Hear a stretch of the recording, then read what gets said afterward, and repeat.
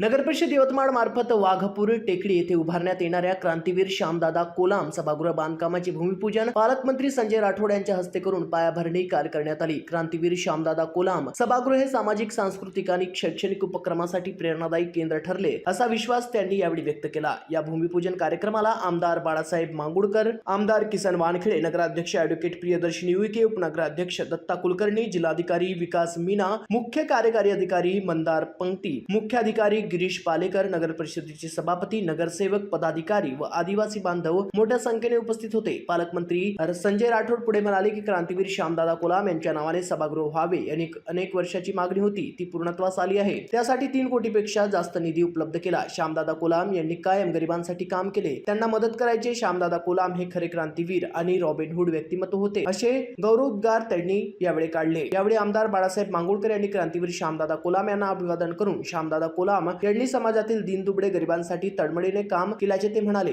आमदार किसन वानखेडे म्हणाले की दऱ्याखोऱ्यांमध्ये राहणारा आदिवासी कोलाम समाज दुर्लक्षित राहिला होता। श्यामदादा कोलाम यांनी या समाजाचे अस्तित्व राखले। या सभागृहाच्या माध्यमातून श्यामदादा कोलाम यांच्या स्मृती आणि समाजाची संस्कृती टिकून ठेवावी अशी अपेक्षा व्यक्त केली। यावेळी जिल्हाधिकारी विकास मीना यांनी राज्य शासन व जिल्हा प्रशासनाच्या वतीने आदिवासी कोलाम समाजासाठी उपलब्ध आणि राबवण्यात येणाऱ्या योजना, नवीन पूर्ण उपक्रमाची माहिती दिली। महाराष्ट्र 24 करिता अक्रम दिवान, यवतमाळ।